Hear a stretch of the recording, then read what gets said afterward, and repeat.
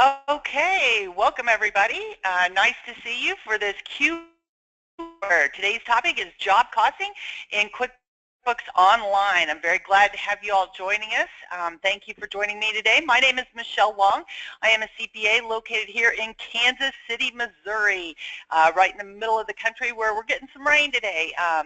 I am an international speaker for Intuit. I'm thrilled to go around the country and as well as have been around the world helping accountants and bookkeepers learn about QuickBooks. So I'm glad you guys are joining me today to learn more about job costing in QuickBooks Online. I am the author of 5 different books. You guys can check those out. Those are all available on Amazon. And also love to have you join me and thousands, like over 160,000 other people on the LinkedIn group, as well as several thousand people join us on the QB Power Hour Facebook group. It's a great place to go when you have additional questions, so feel free to join us out there. Hector is not available today. As a lot of you know, we've got a big tax deadline coming up in a week or so Hector's busy doing taxes today, so he is not able to join me for this webinar today.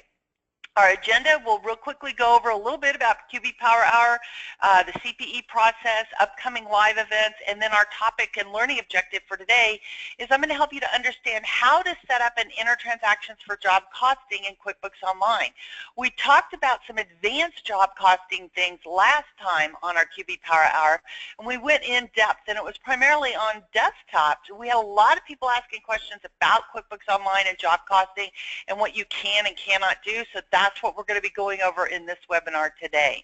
A little bit about QB Power Hour. This is a free webinar series that we have every other Thursday. Our next episode is on the 22nd, and I believe we're going to be doing it on what's new in QuickBooks 2017. So you'll make sure you want to join us for all of the QB Power Hours. We do record them, and they are available on YouTube afterwards and in the QB Power Hour archives. But you can only get CPE if you're attending live. A lot of times we do different topics. We'll split it where we're talking about desktop and QuickBooks Online. However, this one is just QuickBooks Online, but a lot of the concepts are going to be the same in QuickBooks Desktop as what I'm showing you in QuickBooks Online, and I will specifically point out some things that are different. So that's a little bit about QB Power Hour. The CPE process. The CPE process is you must attend this live webinar. If you're listening to this recording on YouTube or in the QB Power Hour archives, you are not eligible for CPE. You have to be attending it live in order to be eligible. This one is not eligible for ACE, nor is the next one. Robin, I see you asked about the September 22nd webinar.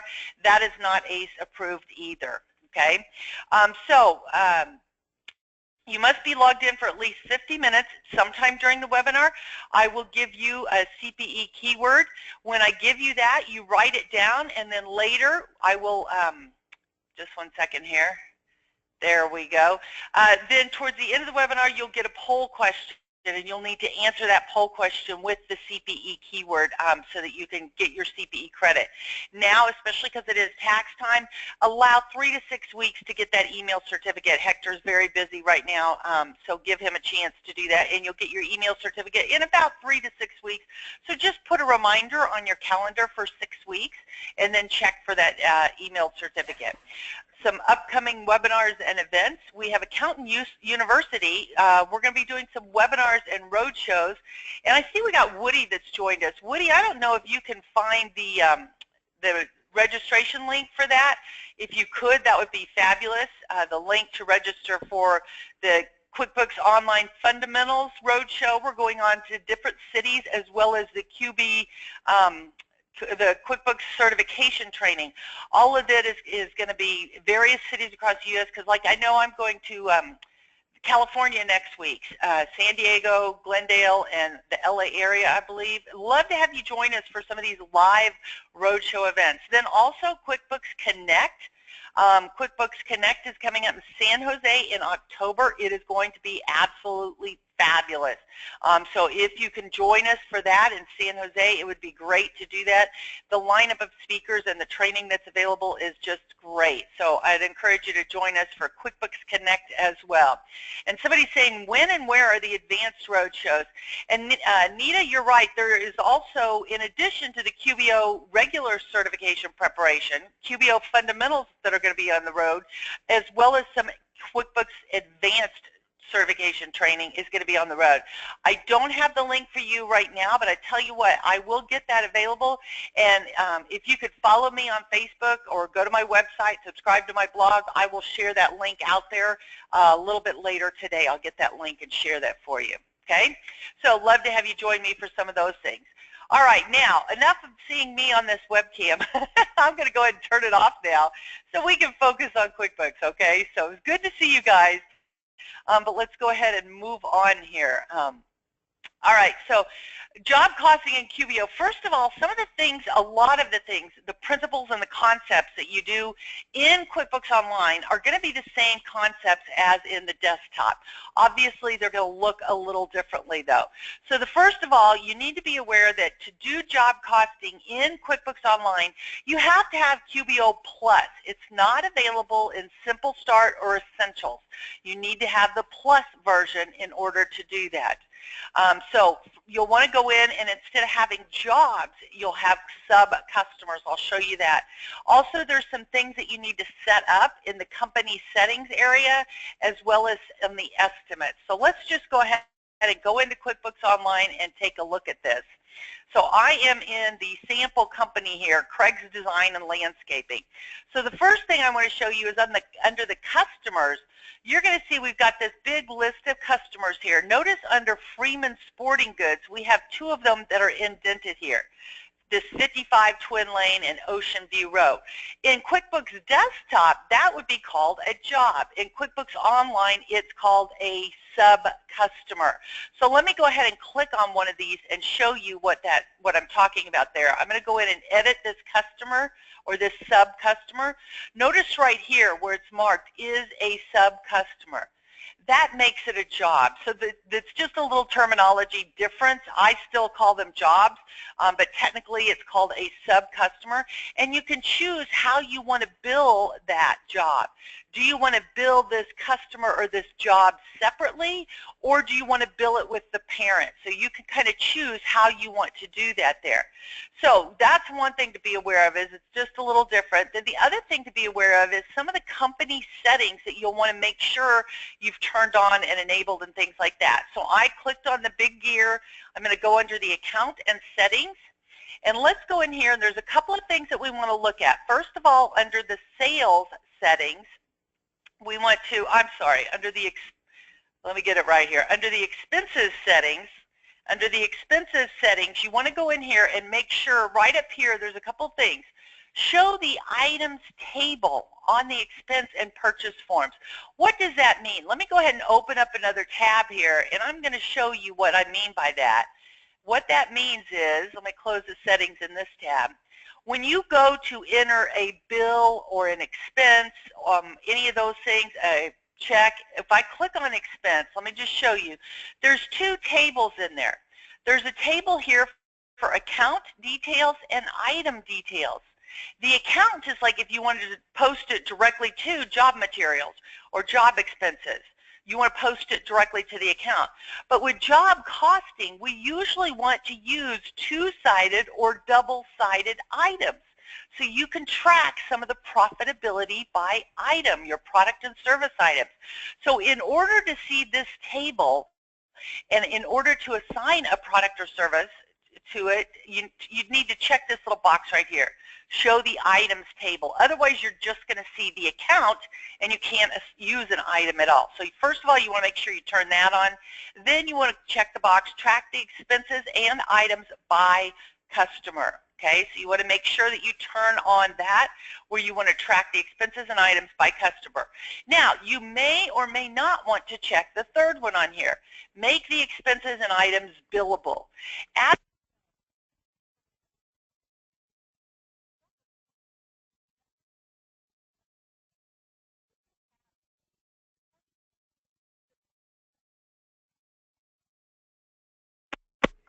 Oops, I'm sorry, you guys back? Everybody's getting me that I lost the audio. I should be back now. Sorry about that. Okay, so keep in mind that the job costing is not just for contractors. You could have a party planner that wants to track the expenses for the food and things like that to a particular job. You could have somebody who's in any service industry, like architects, engineers, of course lawyers, CPAs, and bookkeepers like us. We all may want to track expenses by job. So there's a lot of service-based businesses and maybe even some, that are tracking inventory as well, but a lot of businesses that want to track expenses by job, not just contractors, so keep that in mind. But one of the things that you have to keep in mind is some people will make these items billable, their expenses and items billable. They want to pass the cost through to their customers, and they may even want to mark it up a bit. I know some, contractors where they're going to charge materials plus. So they may charge you for the materials plus a 20% fee for ordering them and getting them from the hardware store and delivering them to the job site or things like that. So they may mark it up. But you may have other people who say this is a fixed fee job. Let's say you've got that party planner, and the party planner says, hey, I will do your wedding for $5,000 or $10,000. And so they want to still track their cost in order to know that they bid the job right and what their profit was on that job. So sometimes they will pass the cost through to the customer. Sometimes they just want to track the cost. So you may or may not want to make them billable. If you check this box that you want to make them billable, then it's going to go ahead and check that box for you so you don't have to check it all the time. So you can kind of choose whether you want to make them billable or not. It kind of depends on your client and how they are operating and how they are invoicing their customers. And Sharon's got a great question. What if you're doing both fixed fee and billable expenses? Sharon, I would, if the majority of what I'm doing is billable, go ahead and check this box there. You can uncheck it as needed when you're entering an expense. And I'll show you that in just a minute when we're entering expense. So you may or may not check this box. The other thing that we need to talk about setting up is when we're working with our estimates. Okay, when you're working with estimates, you may or may not want to copy that estimate to a purchase order. So I'm still under the expenses setting. See down here where it says copy the estimates to purchase orders. Now this is something that's relatively new in the last, I don't know, few months or so, because one of the things that people talked about the differences between desktop and online was in QuickBooks Premier Desktop, you could enter a sales order, and that sales order could be turned into an invoice or a purchase order. Well, in QuickBooks Online, we had an estimate, and before we could copy that to the invoice, and we couldn't copy it to a purchase order, but now we can. I can't remember when that was updated out there, but now you can copy an estimate to a purchase order. So you'll want to check the box right here so that you could do that. Also then, under your sales, you also want to copy, oh wait, that's under advanced. Where did it go? Here we go. Copy estimates to invoice. You also, and this is different versus a desktop, you didn't have to do anything or turn on a setting or a preference in order to copy that estimate to an invoice. But in QuickBooks Online, you have to check this box if you want to turn in that estimate into an invoice. And then you could choose here whether it's accepted estimates only or pending and accepted. So just be aware, those are some of the settings that you need to make sure that you take a look at and set those things up to help you with the job costing that you're going to be doing. Okay, so that's kind of some of your little prep work. And I put those notes for you on the slides here so that you can see some of the things that you need to turn on and keep those in mind. Now, the next thing we need to do is record our expenses and go ahead and allocate these things to the job. Yes, Susan, you can create estimates in QuickBooks Online. That's what I was just talking about, that you can create those estimates. So let's go back over here to Craig's Design and Landscaping.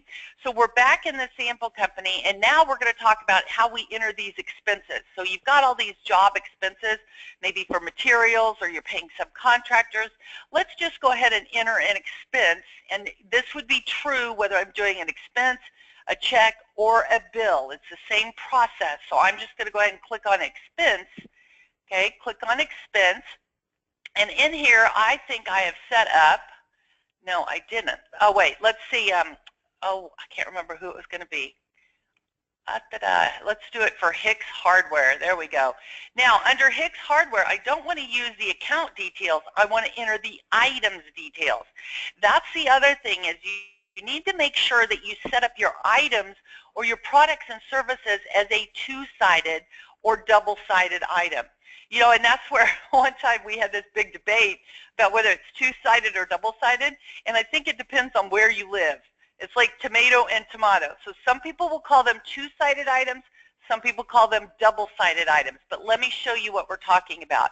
Under the gear, right here, under the big gear, you'll see the products and services. This is the same thing as the items list. And sometimes you'll see it called items in QBO. Sometimes you'll see it called products and services. Like when we were turning on the items table to enter it on the expense form, it was called items. Well, now here it's called our products and services list. So let's go in and look at some of these. And for example, design.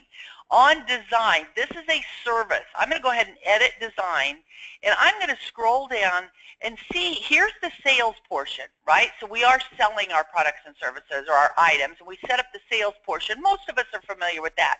But for job costing, what you want to do is go ahead and set up down here and mark that I purchased this product or service from a vendor. This is going to allow you to get a profit and loss by product or service so you can get your margins, so you can see what the margins are on these products and services and make sure that you're marking things up enough and things like that.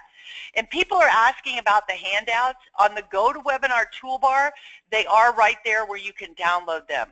Okay, they are available on that GoToWebinar toolbar. So if you look there. Okay, so over here we're going to make this, we're going to say that we purchased it. So our sales price is $75, but when we pay somebody for this design work, like we're paying a subcontractor, let's say, I'm paying him $40 for this design work. So we're going to make it two-sided. I also did that on a product, like let's say here on concrete. So you can do it on a service item, and I'm going to put here on this concrete, I'm going to click on it and go down, and I can say I purchased this from a vendor.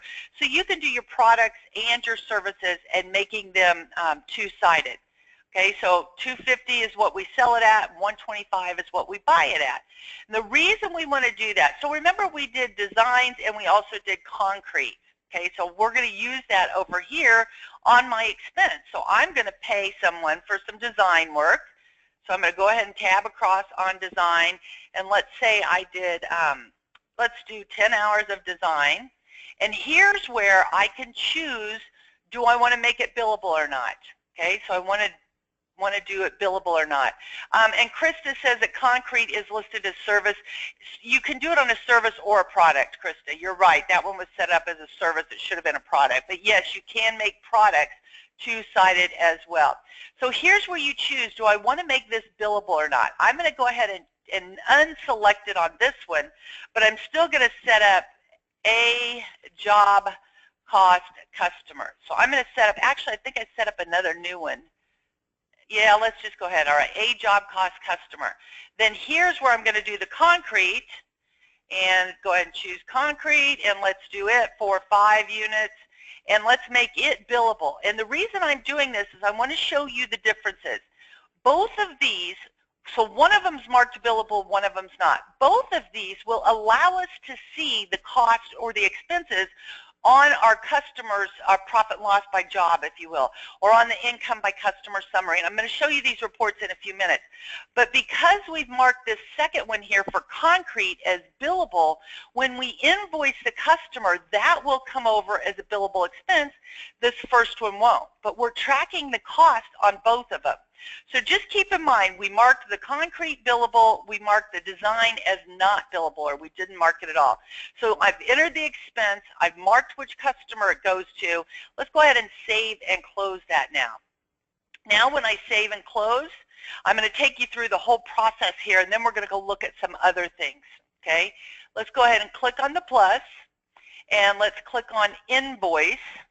Okay, so click on invoice. All right, so I'm clicking on the invoice here, and it was a job cost customer. Okay, a job cost customer. Now notice what happened over here on the right side. Notice what happened on the right side. This slid over the concrete for the fountain installation. So this is a billable expense for the materials that we had on the job.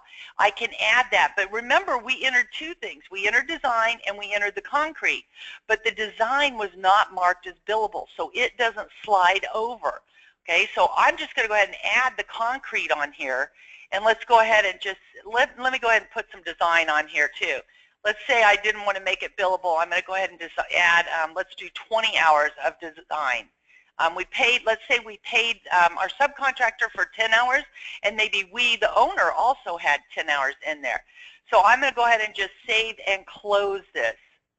Okay, I'm going to go ahead and save and close. So now I entered some expenses for this customer, and I entered an invoice for this customer. So let's go look at a couple of reports, and then we'll get back into doing some more transactions and things in just a minute, more details. So under the reports, a couple of different things I want to show you. First of all, under all reports, under review sales, I can come in here and click review sales, scroll down just a little bit. See this income by customer summary? This is where I can see income by customer summary for all of my customers that would have it. Now in this case, I just have the one that I've added. So here's the job cost customer. Here's the invoice that we just created. And here's the expenses. Now notice the expenses. I'm going to go ahead and click on it to drill down. So I'm going to click on this, and you'll see both of the line items are there. The cost of labor, which was our design services, and the job materials, which was our concrete. Both of them were tracked for job costing purposes. But when I created that invoice, remember only one of them popped over. So I'm going to go ahead and click on this to remind you, see how it says billable? This one was not marked as billable. So it still tracks that expense, but it's not making it billable on an invoice to pull over to an invoice. So if you've got if you've got fixed fee clients where your clients are charging a fixed fee for the job, they still want to track their expenses, just don't mark it as billable. That way you still will see it on the reports. Now, I showed you this income, excuse me, I'm getting the hiccups. I showed you this income by expense summary, but you also, let's go back to that report summary. So here was the income by expense summary, and I drilled down into the details. I'm sorry, the income by customer summary. You also could create a profit and loss by customer. So I'm going to go into my business overview, and I'm going to click on a profit and loss report. Now this is where you'll see, here's my P&L report. I come up here and I'm going to choose what do I want to see. I can come through here and I can say I want to see this by customers and click run that report. And you'll see here I have my job cost customer where I've got the design income and I've got the job materials that I charged. And then down here's some more, because I did this earlier, so there's actually a couple of them on here. But you'll see where you can do it for by customers, and then you also could go in and customize and filter and just look for the particular customer that you want. So for example, I could just get one particular customer. Whoops, I'm on account. I meant to click on customer. I can go in here and just choose the one customer that I want. So I can get a P&L by customer showing my income and my expenses for that customer. The other thing that you can do, remember I told you you could do it by product or service. I can click on products and services down here. That's going to give me, whoops, let me take this off over here. I don't want to filter by customer anymore. So I now will see my profit and loss by product or service. So you'll see here's design, here's fountains, here's concrete, here's my income. I am so sorry, excuse me. So here's my products and services. So here's your income for those, here's your expenses. So on this design, we invoiced for $1,500, we paid a subcontractor $1,400, my net or gross margin, my margin here is $1,100. What did I make on that one? And so you can go through and get either your gross margins or your net margins depending on how you're tracking your job expenses. Okay, whether you've got your job expenses set up as a cost of goods sold item or down below as just a regular expense. So you can get that. What I would do is I would go ahead and customize this to change the heading, and I would save this report. Okay, so I would come in here and change it, and I would also go in and memorize or save the customization. So under the header or footer, I would say P&L by item or product and service, whichever one you wanted to call it. So you've got those reports customized as well, okay? All right, let me go ahead and go back to my slides for just a moment here. Let's see how we're doing on time. I'm going to jump ahead for a second and go ahead and give you the CPE keyword, okay? The CPE keyword is castle. This is a castle up on top of the hill that we got to tour when I went on my Viking River cruise over in Europe this summer. It was awesome. We saw lots of castles on our cruise down the Rhine River, so it was really fun. So castle, castle, castle. And Larry says, is it possible to track overhead for each job? Larry, what I recommend you do is if you're using job costing, go ahead and set up a customer for overhead. So that way, if you've got expenses that are to be allocated that are out overhead and not a specific customer or job, you could go ahead and put them there. If you want to assign an overhead allocation rate to each job, you're going to need to do that manually or look for a third-party app. Okay? No, this is not an ACE webinar, Alexa. And how do I tell Intuit when I've gotten ACE credit? Intuit's going to notify people how to report that. So just hold on to it and track it for now, and then you can do that later. Okay? All right, so castle, castle, castle, castle. I said that at least 5 or 6 times, and I've had it up on the screen for several times. So make sure that you've got castle written down for the CPE keyword. Now, the other thing, I showed you how to enter an expense in QBO, but this is the other thing that's, I think, helpful for you to understand is how you can enter expenses on your mobile device, because your clients may be out entering things on their mobile devices when they're buying their job materials and things like that. Whoops, let me get that right back up there. Okay, so what I have here is I am in, and I guess I'm not sure how to make this better, but you guys should be able to see this just fine, where you can see the mobile app. This is actually my phone right here that you're seeing. So what I'm going to do is I'm going to scroll through, and this is on Larry's Landscaping. I could not do it on the sample company. But I'm going to come down. I'm going to say I want to enter an expense. Okay, so this is your client going out to the hardware store, let's say, and they're buying some job materials or something. So I'm going to say I spent $153.86. and I paid for it with my credit card. It's asking which credit card account. You can choose which account. Who did I pay? I'm going to say Connor, let's see, where is it? Connor Garden and Design. So I'm going to put it to Connor Garden Supplies. It was for job materials. Who was it for? I'm going to put this to a job cost customer. Actually, I'll put it to a new job cost customer that I just created. And so this is where I'm going to put that in there. And then this is what's great, too. I can have my client take a picture. So in this case, I'll take a picture looking out my office window here. I'm pretending that's the receipt. All right, that's supposed to be the receipt. Okay, I didn't have a receipt here. And now I'm going to go ahead and save this. So remember, it was $153.86 for Connor and a new job cost customer. So you teach your clients to use their phone, and I'm not sure why it's flickering like that. You teach your clients to use their phone to enter these expenses, and they also can take a picture of that receipt and have it attached. Then when you go into QuickBooks, let me pull up Larry's Landscaping. When you go into QuickBooks, and let's do a refresh, because it's got to beam me up, Scotty. And let's click up here under recent transactions and see if it's up there. There's, that one's from earlier though. Let's go over here to, let's go to our vendors and let's go find Connor Garden Supplies. All right, and what did I do it for? 156, because we got some of these. Connor Garden Supplies, what was it, the amount? Some of these dates are 2018 and 2019. Here's today. I did this one right here, $153.86.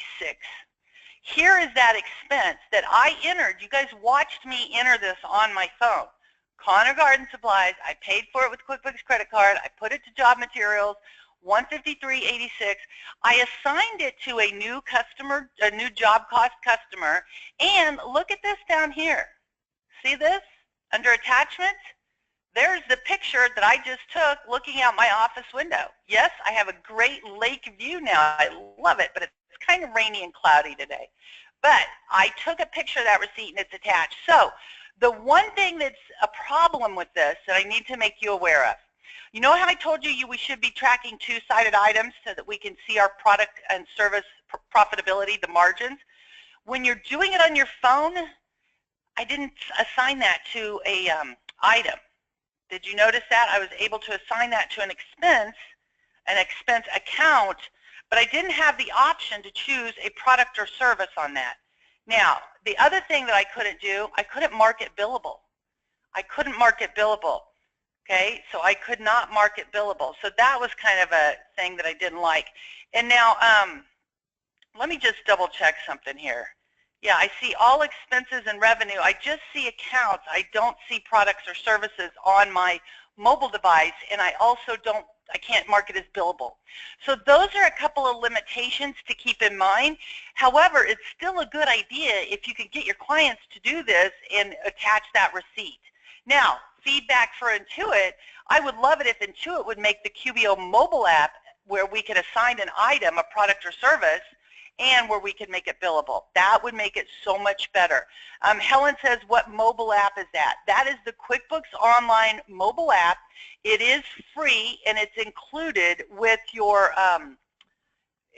subscription to QBO. So it's free, it's included.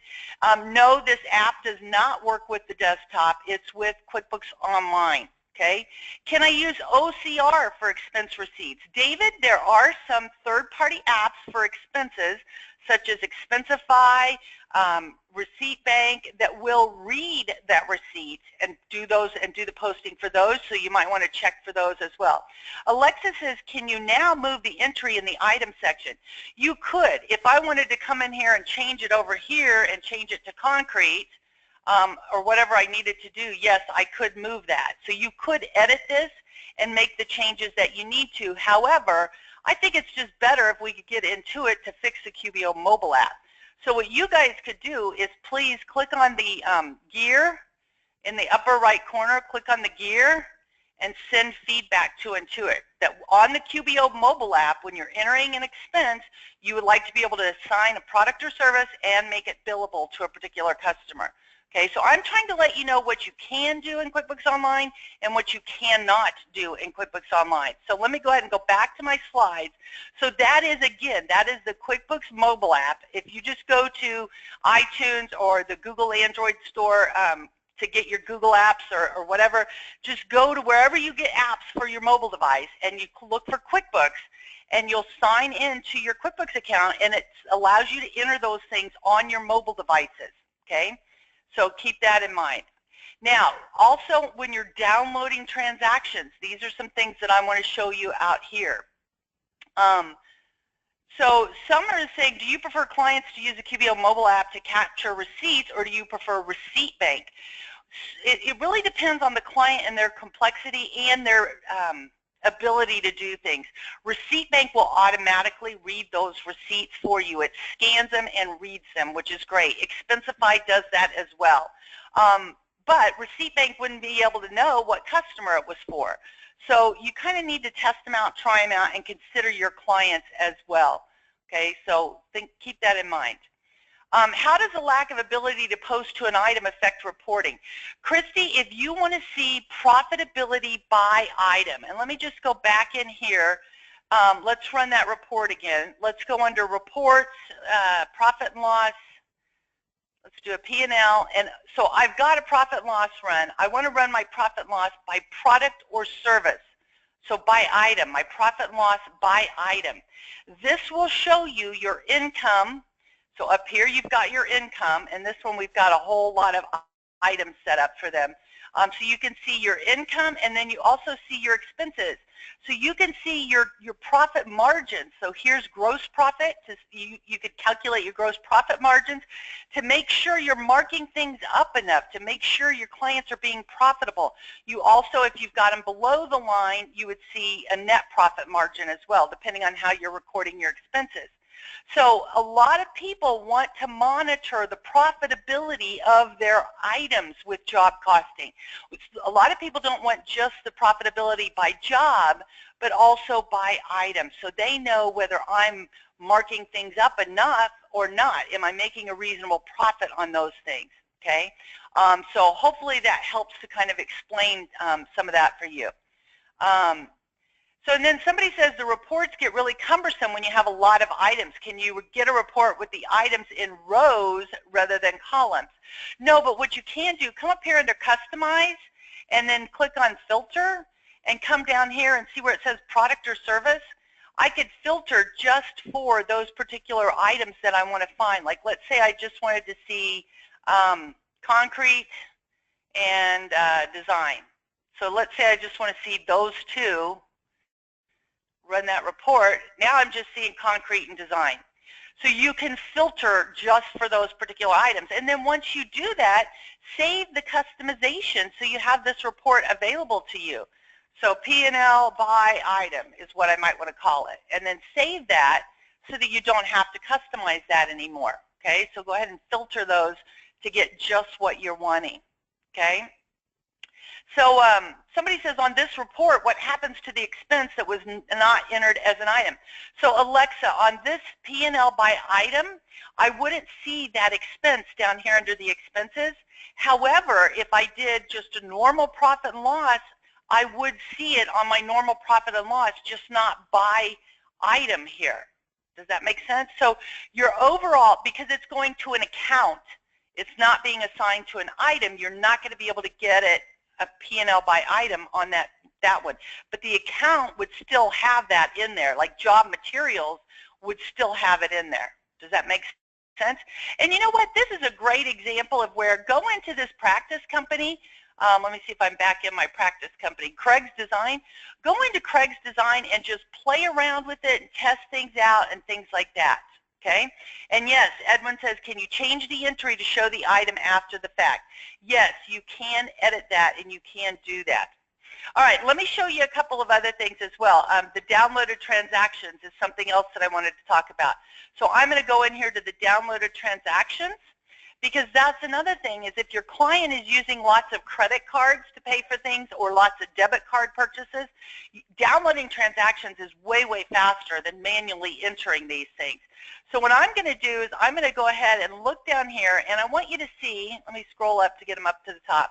See how we have two transactions here for A rental, for Ellis Equipment Rental, and we've got one's 800. We actually have three, but one's income or a deposit. Maybe we got a refund on something we returned. So here's the two expenses, 800 and 1200. If I go into the first one, A rental, and let's say I want to put it to job expenses, let's just put it to job expenses, I can mark this as billable. I can select this to a particular customer or job. If I had class or location tracking turned on, I would be able to do that. Now, watch what happens.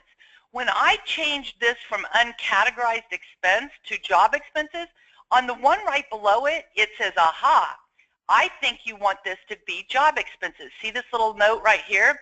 It says, we'll set A rental to job expenses from now on. So it kind of creates its own rule based on what you've done.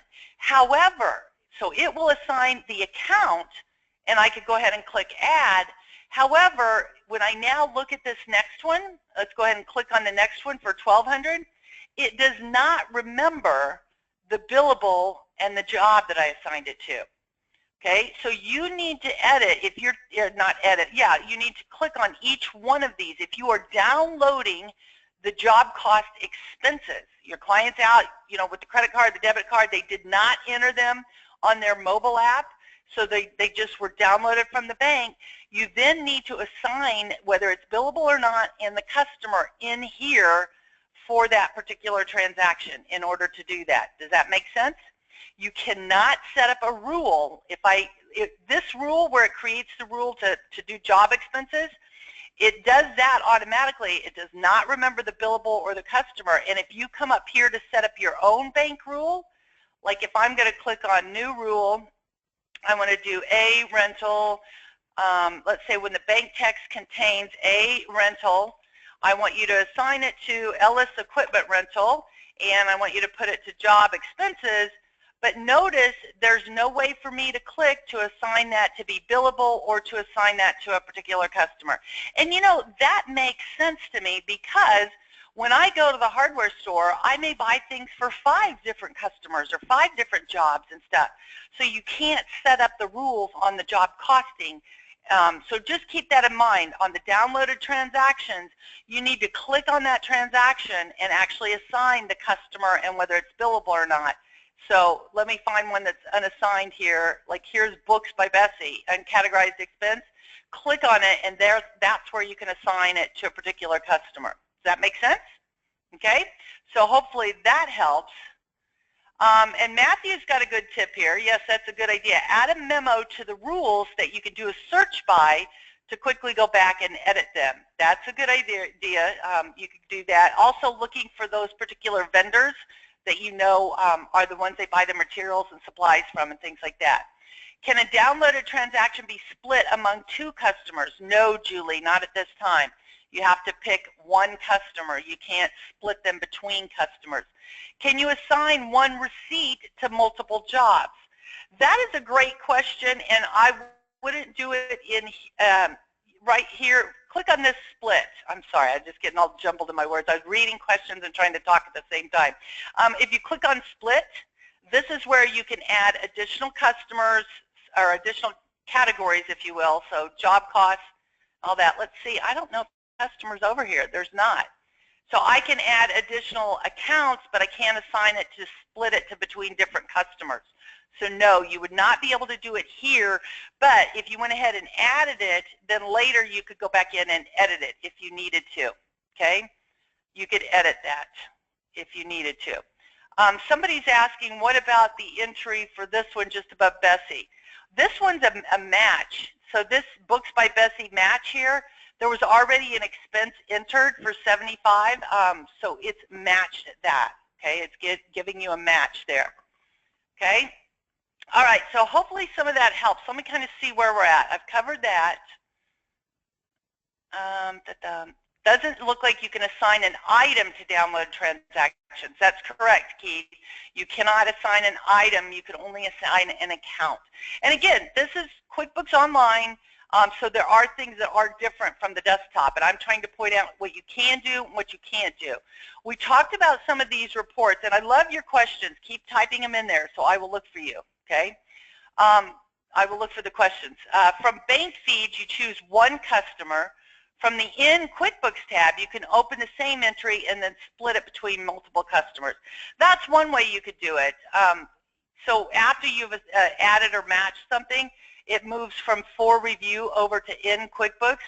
And yes, you can find that transaction there, and you can go into, right here's the expense where you added it, and you can go in to edit that at that time. So if instead of an account, you could move it to a product or service, and you could also then do multiple customers if you need to split that out, okay?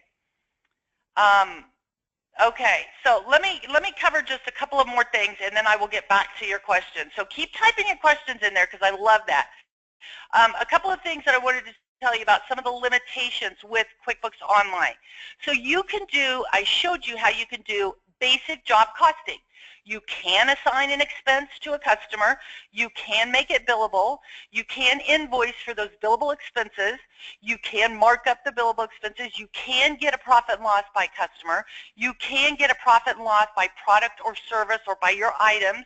So you can do basic job costing with QuickBooks Online. However, there are some limitations. I just mentioned you can't create the bank rules because you can't assign a customer, and I don't know that you would want to because, like I said, you know, if they go to Home Depot or Lowe's, they may buy stuff for 5 different jobs, okay? So that's something to keep in mind there.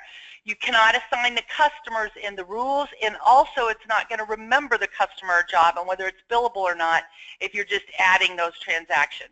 You cannot do progress invoicing with QuickBooks Online. Now, I know there's some people that have written some blog posts, you know, a while back that, hey, here's a workaround to do progress invoicing. It involves creating estimates and duplicating estimates and revising estimates and then doing this. based on my discussion with lots of other pro advisors as well as clients, that's more trouble than it's worth. And not only that, the clients are not able to do that without creating huge messes. So I do not recommend trying that. What I do recommend is getting a third-party app for either the progress invoicing, and the other big limitation, you cannot allocate payroll. If you're using QuickBooks Online Payroll, or you've got payroll integrated with QuickBooks Online, you can assign the labor to particular customers. Okay, so you can't allocate payroll to customers or jobs. So if you have clients that need progress invoicing that want to allocate the payroll and the labor to the jobs, then you're going to need a third-party app. Okay, so I would look at a third-party app. A couple of them that you might want to check out, and there's lots available. If you go to apps.com, that's where you'll find all of the apps that are Intuit approved. That's the app store for QuickBooks Online. Notify or BQE from BillQuick. Check those out for doing the labor costing as well as the progress invoicing. Okay, so Notify and BQE from BQE from BillQuick. I'll get it right. Okay, so all you want to do is go out here and go to apps.com, and they have videos that are going to show you how they work, and I actually will check with them and see if there's some interest and you'd like to get these people on to do demos for you, we would do that. We will get them on. So let's look for Notify, and let's just see. Here's Notify out here.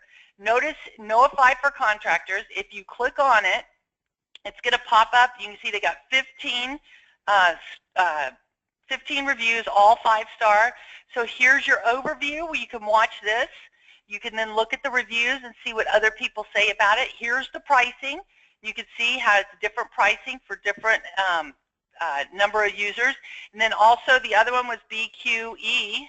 Check that one out, BQE from BillQuick. And you can see details on it as well.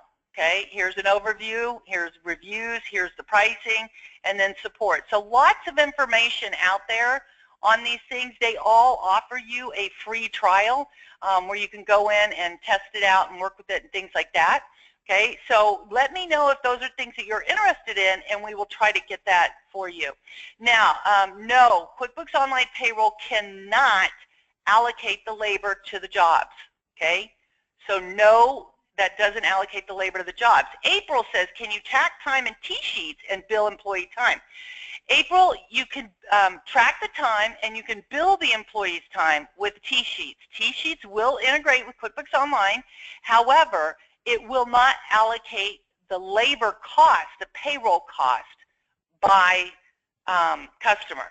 Okay, so you can track the time and things like that, but you can't allocate the cost to the customers. That's the piece that's missing there. Okay, is there an app that will allocate the payroll cost by customer? You know, that's where, look at these, like BQE, look at BQE for allocating the labor costs. I'm not sure about Notify, it might, but BQE, I've been told it does, and you might also check out Notify because I think it does as well. Okay, so great questions, okay? All right, let's see a couple of other questions do we have. You also cannot have employee info if you're not using QuickBooks Online Payroll. That's true, Sue. If you go click over on the employee tab over here, you can't even enter an employee name or anything like that unless you turn on payroll. Now this is a sample company, so we do have a few things out there without it working, but you do have to turn that on in order to have that out there, okay? All right, let's see. In 2017, is QuickBooks changing the limitation of job costing? William and everybody, always, this is a very common question, is when will I be able to do progress invoicing? When can I do this? Keep sending Intuit your feedback. Under that gear, click on feedback and send Intuit your feedback. This is requested a lot, and I can tell you Intuit is listening. For example, the ability to copy that estimate to a purchase order. That's something that was highly requested. It wasn't there like last year, so it was updated. The ability in the downloaded transactions to assign a customer in there, that is something that was added that wasn't there initially. Let me go to one of them that's not a match. the ability to make this billable to a customer, that has been added. So Intuit is listening, and they are working on it, but we can't say for sure, yes, you're going to have progress invoicing and it'll be next year, or yes, it's going to be in the next 6 months, or whatever that. Just know that Intuit is listening to the feedback. The product managers get all that feedback that you're sending in there, and then they are working and updating QBO every single month. So the more of you that send the feedback, so again, click on the gear, and right here where it says feedback, okay, that's how you send Intuit your suggestions and your feedback, okay? Okay, so Ron is asking about marking an expense billable and then being able to enter the markup. If you want to set a specific markup, let's go back in and look at our account settings, okay? So click on the gear, and over here under account and settings, under expenses, okay, if I want to make that a default markup rate, let's say of 20%, I can enter that here. So then you'll see it on an invoice, and you'll be able to have that markup automatic there, or you can override it, okay?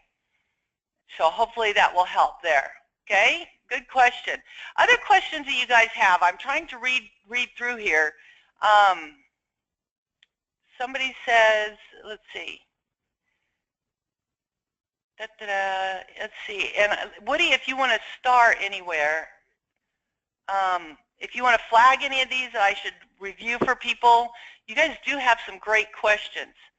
Does the mobile app remember the account allocation based on the vendor?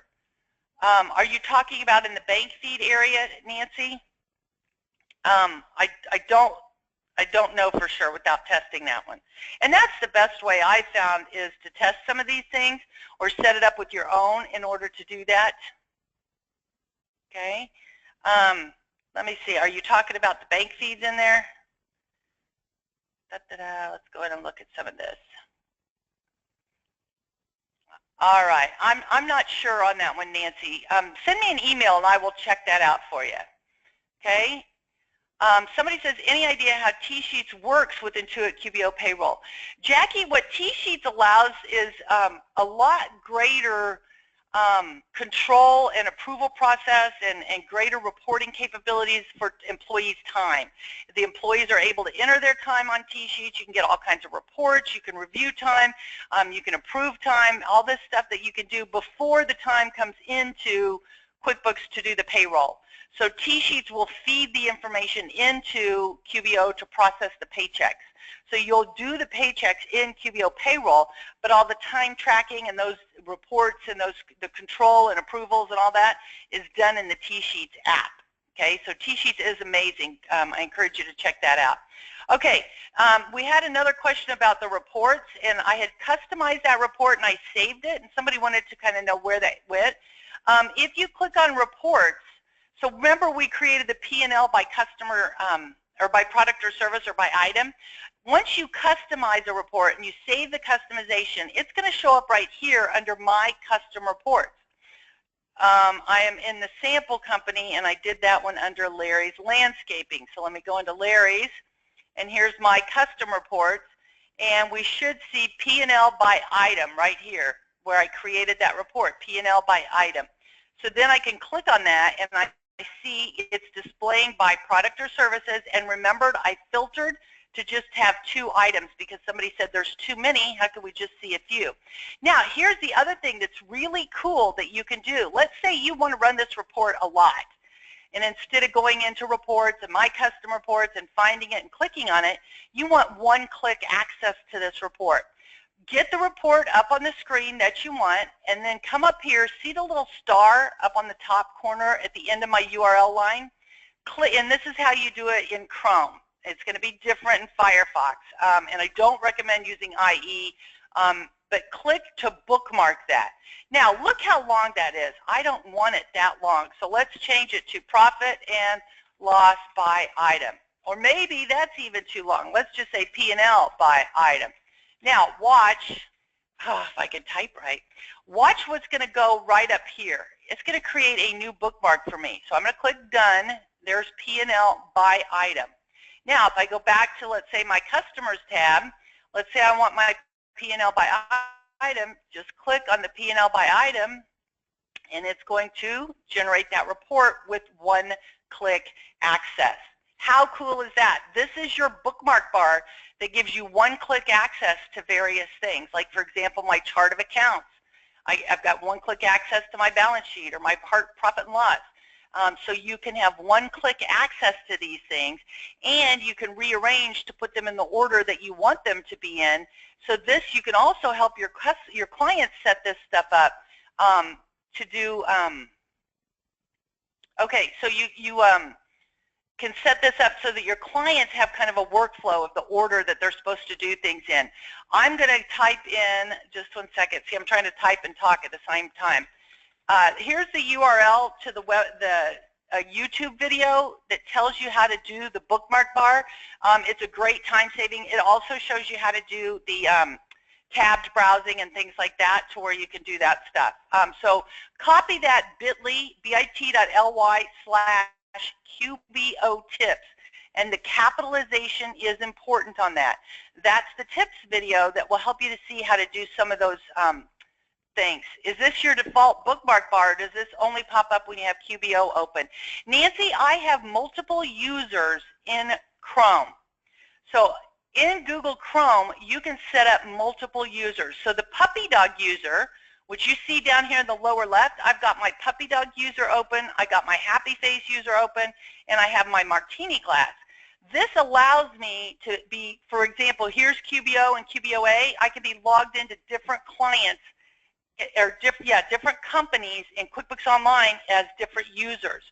I have a different bookmark bar for my normal web browsing, the puppy dog, than I do for my QBO. So when I'm in QBO, I want my QBO bookmarks here, and this will work on whatever client I happen to be logged into. So it shows you how to do this in that video that I just posted the link for that. So go ahead and check that out. And I will check for a couple of other quick questions in just a minute, but I need to be able to give you CPE credit. So let me launch this poll question here for the CPE keyword. Okay, so put the CPE keyword in there, and I will try to answer some additional questions. But those of you that need to leave, you can go ahead. My Chrome does not show add a person at the bottom. Jody, I'm not sure which one you have, but click on the, I'll show you in just a minute another way that you might be able to do that. Does anyone use the QBO app for desktop? Melissa, yes. Some people like the QBO app for desktop. And what I found is if you preferred the menus in QuickBooks Desktop, the QBO Desktop app has those menus there. On the other hand, I really like the icon bar. And with Chrome, I can create my own icon bar. And I also like to right-click on things, open those in a new tab. So I prefer using Chrome instead of the desktop app. There are pros and cons to each one. If you go back and look in the QBO archives a couple of months ago, gosh, we're in September already.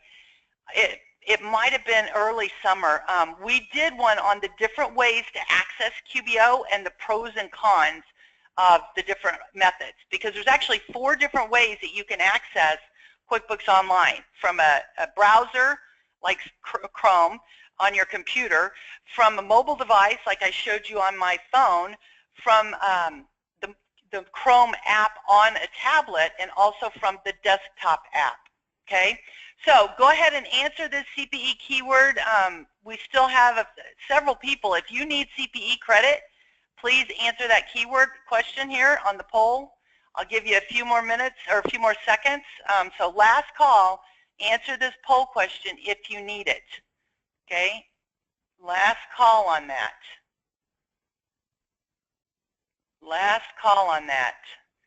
And Michael says the QBO app allows windows without doing the right click. You're right, you can have multiple windows open in it as well. I just like that right click open in a new window. I've gotten used to that. The other thing that is cool about the desktop app is it will auto refresh the windows for you. So that's kind of nice. Again, the webinar, the QB Power Hour that we did earlier this year, we covered the options for accessing QBO, and it is important so that you know all of those for your clients. All right, I'm going to go ahead and close that poll question there. Thank you for those of you that answered it.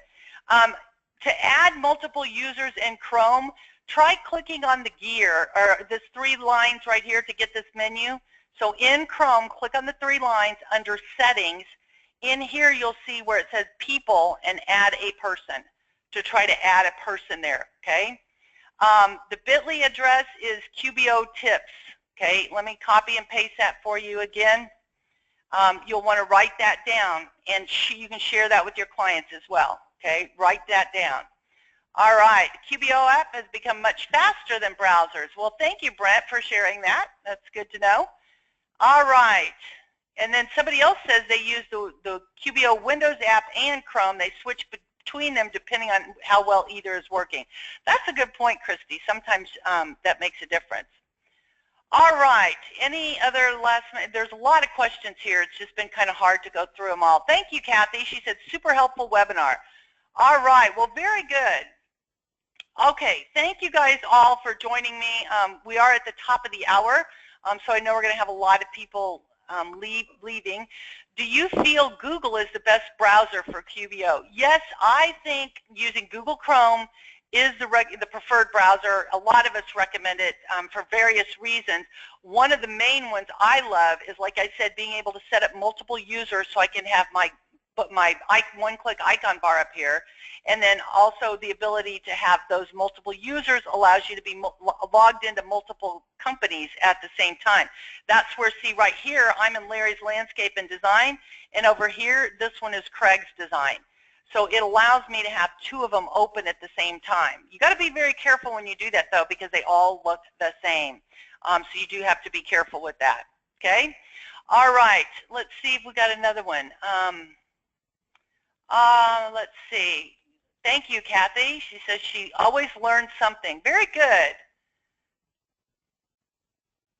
Okay, Joy is saying something about in Windows 10 she can only have 1 Chrome account open at a time. Joy, I'm not sure what you're doing or what's happening, but I am using Windows 10 myself, and I can have more than 1 Chrome account open at the same time. So it must be something in your settings, or maybe you're using the Chrome app instead of the Chrome browser. There's different things, so I'm not sure. I would Google that to see what's going on there. Okay? All right, well, you guys were great. Somebody says, how can I get to Larry's Landscape Sample Company? That's one that we've created as trainers and Intuit employees. Larry's Landscape is not available for you. However, you've got Craig's Design and Landscaping Service that you can do all of the same things. Okay, so to access Craig's Design and Landscaping, when you're in QBOA, when you're in QuickBooks Online Accountant, under the gear, you can click on Sample Company, and that will take you to Craig's Design and Landscaping. Or just Google QuickBooks Test Drive, and you'll find the link to that sample company. That's a great way to figure things out in QuickBooks, to learn how it works, and just to test it out and play with it. And you can share that with your clients as well so that they can get into the test drive to play with it. Okay? All right. Well, I want to thank Woody. He was online answering some questions while he could. We want to say good luck to Hector with finishing out tax season this year. But thank you guys all, and I hope to see you in some of the cities across the U.S. this fall for some of the various training. Make sure you subscribe to my blog or follow me on Facebook or LinkedIn or Twitter, and I'll share the link where you can do that. Okay? Very good. Is there a sample company for lawyers? No, Christina, there's not one available there. What's the link to your blog? Good question. I'll put that out here. long4success.com/blog. Just go ahead and copy that as well. Is the test drive account just QBO, not QBOA? That's right, Carolyn. There's no test drive for QBOA, although that would be nice. What we've done as trainers and Intuit employees is we've created this fictitious firm like Adams, Guild, and Gibson. This is just a sample firm and sample clients that we created for training purposes. Also, if you want to save the questions log, thank you, Michael. If you click on the Go to Webinar, click on File, Save Questions Log, and that way you can save some of these questions that were asked, okay? What email address? Nancy, if you go to my website, Long for Success, there's a Contact Us form there that you could use if you need to get a hold of me. All right. This was a great webinar. Thank you guys all for attending, and I'll see you in a few weeks. Bye, everybody.